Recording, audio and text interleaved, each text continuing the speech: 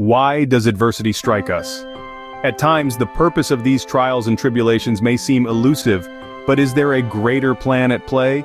Today we delve into the biblical story of Joseph, a tale that beautifully illustrates how hardship can serve a divine purpose.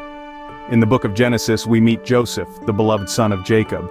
His life is a tapestry woven with threads of adversity and triumph, and through it, we learn the profound truth that God can use our worst experiences for our ultimate good.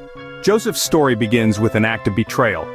Genesis chapter 37 verses 28 tells us that his brothers, driven by jealousy, sold him into slavery to a caravan of Ishmaelites heading to Egypt. A pit in the desert became the starting point of a journey that seemed to lead Joseph further away from his dreams. Yet, God's hand was not absent. Genesis chapter 39 verse 2 says, "The Lord was with Joseph, and he prospered." Despite his circumstances, Joseph found favor in the eyes of the Egyptian Potiphar and rose to a position of authority in his house.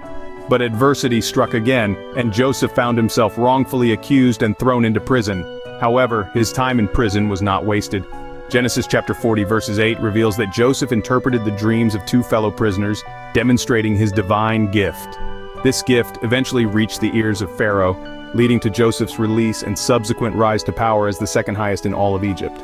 Genesis chapter 45 verses 5 to 8 hold the climax of Joseph's saga. When a famine hits, Joseph's brothers come to Egypt seeking food. Unknowingly, they stand before the brother they sold into slavery years ago. Joseph, now in a position of power, could have sought revenge. Instead, he chose forgiveness and revealed his identity to his brothers, saying, "God sent me ahead of you to preserve for you a remnant on earth, and to save your lives by a great deliverance." Joseph's story teaches us that our adversities are not random acts of fate, but rather they are part of a divine plan. God's purpose was to place Joseph in a position where he could save many lives, including those of his family. The path was fraught with hardship, but each step was necessary to fulfill God's plan. To summarize, Joseph's life illustrates the profound truth that God can use adversity for good. His journey from favored son to slave, from prisoner to ruler, was not an accident, but a divine plan. His story encourages us to trust in God's purpose, even when we cannot see the bigger picture. In the face of adversity, remember Joseph's story. Know that God is always with you, just as he was with Joseph.